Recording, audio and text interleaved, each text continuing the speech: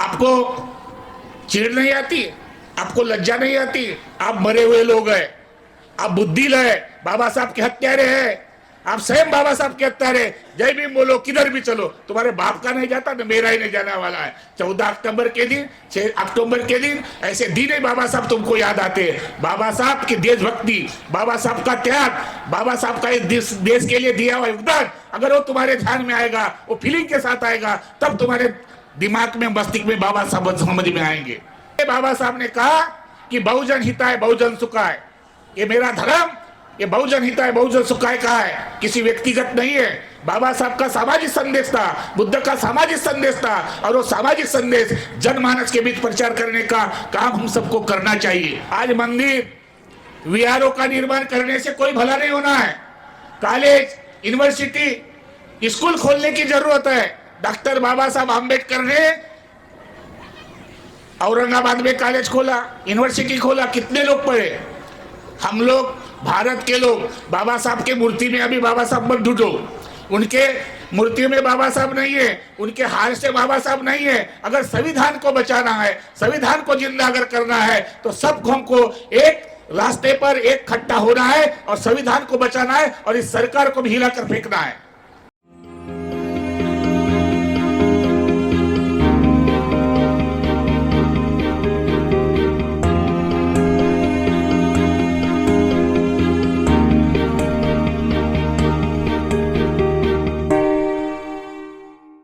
सबको जय भीम, नमो बुद्धाय। मैं ज़्यादा समय न लेते हुए 2-4 बात करूंगा, क्योंकि मैं आज माननीय डॉक्टर रतन लाल जी को सुनना चाहूँगा, है ना। अपन काफ़ी एक मंच पर आए, मैं आज विशेष तौर से सुनना चाहूँगा संविधान दिन के अवसर पर। पवार साहब, आपने जो बात रखी आज़ादी की, संविधान ने तो आर्टिकल 25 से लेकर 13 से लेकर 19 से लेकर हम सबको एससी, एसटी, ओबीसी, माइनॉरिटी के लोगों को मूलभूत अधिकार दिया, लेकिन वास्तव में संविधान में दिए हुए जो अधिकार है वो लेने के लिए हमने प्रयास किया। एक तरफ डॉक्टर बाबा साहब आम्बेडकर ने 14 अक्टूबर 1956 को धर्मांतर किया। और साहब, मैं इसलिए आपको सुनाना चाहता हूं, 1950 को संविधान तो बाबा साहब ने दिया, लेकिन 1935 को येवला के सभा में डॉक्टर बाबा साहब आम्बेडकर ने यह भी घोषणा की थी कि जिस हिंदू धर्म में मैं पैदा हुआ हूं उस धर्म में नहीं मरूंगा। 1935 से लेकर 56 तक, 21 साल तक डॉक्टर बाबा साहब आम्बेडकर ने क्या किया? चाहते, आपके बात से सहमत हूं, हम गुलाम थे लेकिन स्वतंत्र, हमको आजादी मिली, लेकिन सही आजादी बाबा साहब ने संविधान के रूप में दी है। क्या हम सामाजिक, शैक्षणिक, राजनीतिक इस पहलू पर चर्चा करते हैं? डॉक्टर रतनलाल जी, हम कहाँ खड़े? एक तरफ डॉक्टर बाबा साहब के मानने वाले आज भी आर्टिकल 25(2) में हिंदू के तहत है, सेपरेट बौद्धों की पहचान नहीं है। 2012 में सिखों ने पिटीशन डाला और पर्सनल लॉ करके हिंदू से सिख अलग हो गए। मुझे लगता है हमारे देश के विद्वान लोग सोए हुए हैं, आर्टिकल लॉयर सोए हुए हैं। डॉक्टर बाबा साहब आम्बेडकर ने कहा कि बौद्धों के जो सेफगार्ड है, फैसिलिटी है, वो मेरे जेब में है। वो दी, आज मराठा समाज आ रहा है आरक्षण लेने के लिए, उस वक्त बाबा साहब ने बोला था, नहीं लिया, आज मांग रहे हैं। डॉक्टर बाबा साहब आम्बेडकर एक ऐसे विद्वान हैं जिन्होंने हर धर्म के, जाति धर्म के लोगों को अधिकार दिया। अगर काश डॉक्टर बाबा साहब आम्बेडकर पैदा नहीं होते तो हर्ष मोदी और ये इतना बड़ा लाल, दिल्ली से ललकार करने वाला रतनलाल प्राध्यापक यहाँ पर बोलने के लिए आता नहीं। एक अकेला डॉक्टर रतनलाल भीमनामा के जेल में, कैद में, ये सारा अत्याचार हम पर हो रहा है। आज संविधान दिन पर ये शपथ लेने के लिए हम आए हैं। क्या राजकीय पावर हमको नहीं चाहिए? हम सत्ता में नहीं आना चाहिए? मैं इस मंच के माध्यम से माननीय सुनील रामटेकी का अभिनंदन करता हूं, उनको बधाई देता हूं। बीजेपी के लोग योगी को मुख्यमंत्री बना सकते हैं, उमा भारती को बना सकते हैं, 125 आदमी का मर्डर करना, बामलोच करना, वो प्रज्ञा ठाकुर भोपाल से चुनकर आ सकती है, तो बीजेपी के लोगों ने या कई भिक्षु को देखने की कई परिकाष्ठा नहीं करनी चाहिए। वासनिक साहब, ये मंच राजनीतिक नहीं है। मैं चाहता हूं अगर बाबा साहब के संविधान को बचाना है तो तुम्हारे पास क्या प्लानिंग है? चर्चा करोगे, चर्चा से हल नहीं होगा। एक मत डालने का जो अधिकार दिया है, वो अधिकार अगर तुम अच्छे प्रतिनिधित्व को देते हैं तो सरकार गिरा भी सकते हैं और हम अच्छे सही आजादी पा भी सकते हैं। रतन जी बराबर है? आज मंदिर, वीआरओ का निर्माण करने से कोई भला नहीं होना है। कॉलेज, यूनिवर्सिटी, स्कूल खोलने की जरूरत है। डॉक्टर बाबा साहब आम्बेडकर ने औरंगाबाद में कॉलेज खोला, यूनिवर्सिटी खोला, कितने लोग पढ़े? हम लोग, भारत के लोग, बाबा साहब के मूर्ति में अभी बाबा साहब मत ढूंढो।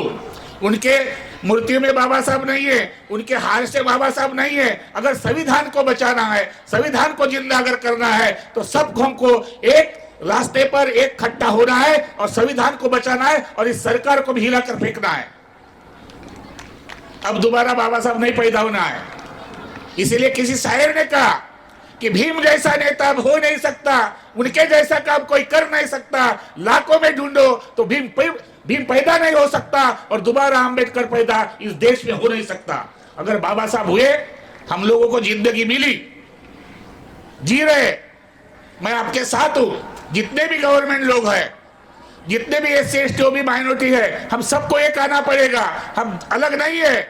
और इसलिए बाबा साहब ने कहा कि बहुजन हिताय बहुजन सुखाय, ये मेरा धर्म, ये बहुजन हिताय बहुजन सुखाय का है, किसी व्यक्तिगत नहीं है। बाबा साहब का सामाजिक संदेश था, बुद्ध का सामाजिक संदेश था, और वो सामाजिक संदेश जनमानस के बीच प्रचार करने का काम हम सबको करना चाहिए। तभी ये समाज, ये सब इकट्ठा होगा। रतन लाल जी, एक मिनट ये कि मैं अपनी बात समाप्त करने वाला हूं, क्योंकि मुझे आपको सुनना है।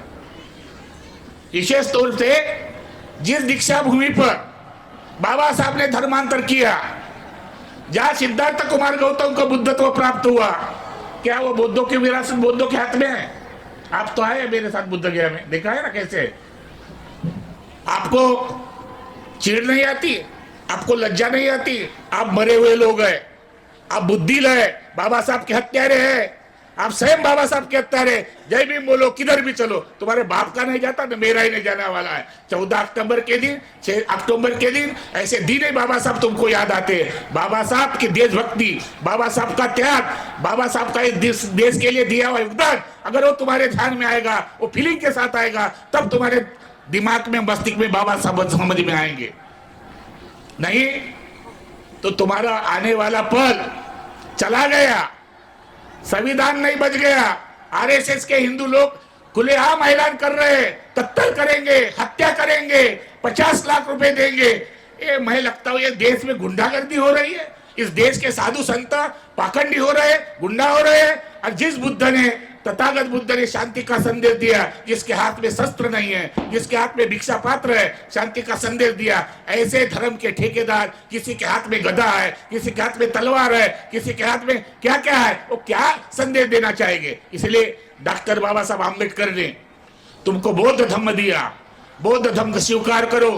बौद्ध धर्म स्वीकारने से तुम्हारे सेफगार्ड चले नहीं जाएंगे, वो सेफगार्ड बाबा साहब ने दिए है। इसलिए बौद्धों की संख्या बढ़नी चाहिए, और जिस दिन बौद्धों की संख्या बढ़ेगी, जिस दिन बौद्धों की जनगणना में बढ़ोतरी होगी, हम सरकार भी बनाएंगे और सरकार गिराने का भी हमारे पास प्रावधान होगा। इसलिए डॉक्टर बाबा साहब ने कहा कि मेरे समाज को लिखना चाहिए दीवार पर, शासन करती जमात होनी चाहिए। अभी केवल हमको शासन करती जमात होनी चाहिए, मेंबर ऑफ पार्लियामेंट होने चाहिए, 130 मेंबर ऑफ पार्लियामेंट है, चुन के गए अपने SC ST OBC के, लेकिन क्या कर रहे हैं? कुछ फायदा, कुछ आवाज उठा रहे हैं? कुछ भी नहीं। मैं चाहता हूं ऐसे मेंबर तुम्हारे भिलाई से, ऐसे मेंबर तुम्हारे भिलाई से प्रतिनिधित्व करने वाले हम सबको देना चाहिए। मैं एक धर्मगुरु होने के नाते मैं देख रहा हूं सुनील जी की तड़मड़, सुनील जी रामटेके का साहस, मैं उनको बधाई देता हूं। पवार साहब जी, आपने जो बात बोली मैं उस सम्मत हूं। और दीक्षा भूमि पर इसीलिए 26 जनवरी, 27 जनवरी, 28 जनवरी को पूरे भारत के भिक्षुओं को बुला रहा हूं मैं इकट्ठा होने के लिए। और जिस दिन भारत का भिक्षु इकट्ठा हो जाएगा, इस देश को हिलाकर हम रख देंगे, शासन भी बदल देंगे। क्यों? कि हमारे पास संघ राज है। और जिस दिन भिक्षु संघ एक हो जाएगा और आप लोग एक हो जाएंगे, तो इस देश के चलाने वाले लोग उसको भगा देंगे। ये देश स्वतंत्र हुआ, लेकिन अभी भी आजादी पड़ी हुई है। कागज डिफाइन नहीं किया, हमने मांगा नहीं, अभी भी ये नहीं हुआ। इसलिए बहुत सारे मुद्दे हैं, मैं इस मुद्दे पर जाना नहीं चाहता हूं। फिर भी एक बार आप सभी को, जितने भी लोग आजू बाजू में हैं, एक बार ये थोड़ा सा जीत पैदा करने के लिए मैं आपसे कड़वी बात बोला। एक बार जिंदा हो जाओ। मरना तो है, मैं भी मरने वाला हूं, आप भी मरने वाले हैं, लेकिन कुछ करके मरना, उससे सभी स्वाभिमान की शान होगी। और डॉक्टर बाबा साहब आम्बेडकर के इस संविधान दिवस पर हम प्रतिज्ञा करेंगे, चाहे मर जाए, मिट जाए, लेकिन डॉक्टर बाबा साहब के विचारों को, बाबा साहब के तत्वों को, बाबा साहब के संविधान को खत्म नहीं होने देंगे। इसी आशा और भावना के साथ आप सबका मैं शुक्रिया अदा करता हूँ। विशेष तौर पर माननीय सुनील जी रामटेके का, उनके छोटे भाई का, सबका शुक्रिया अदा करते हुए मैं अपने बात को विराम देता हूँ। नमो बुद्धाय, नमो धम्माय, जय भीम, जय भारत।